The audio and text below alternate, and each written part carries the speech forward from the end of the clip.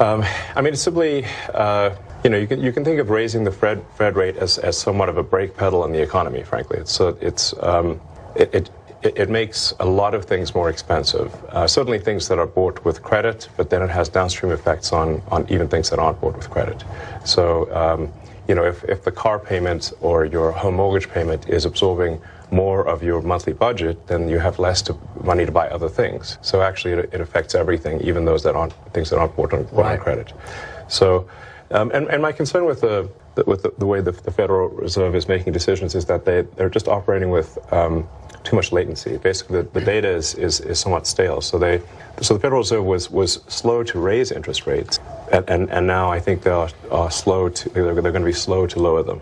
That appears to be the case. Yeah, that may well be. We spent a lot of time talking about that, as you might imagine, on CNBC. Yes. Perhaps too much. But when it comes to latency, that takes me to pricing, because you've discussed the lack of latency in your own ability to understand exactly what's going on in the market for those cars, as opposed to many of the legacy and other competitors. We have real-time information on demand. So, so we know how many people placed an order for a Tesla yesterday. So the computer calculates that all, and literally every day we get an automated email to the exec staff that says how many people placed an order in which countries for which cars.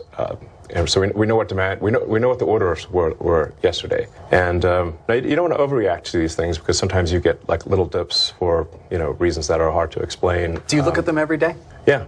But like I said, you don't want to overreact to if like a week is slow or something, you don't want to overreact to that. But if you look at the trend, say for over two week span or something like that, you can see that there's this for some reason the demand is less than it was, or it's higher. Do you adjust pricing to that? I mean, are you almost like an airline at this point in terms of kind of your dynamic pricing model? Yes. So we basically adjust pricing to match demand, and we obviously did a big price drop in Q1. But now January is usually a terrible time for car buying. So there's seasonality to car purchases. With January is often the worst month. So we did a big price drop, and then recently we did a price increase. So as I mentioned to the audience, the reality is that all car companies make significant adjustments to price, because you've got the MSRP number, and then if demand is high, dealers will charge some premium over MSRP.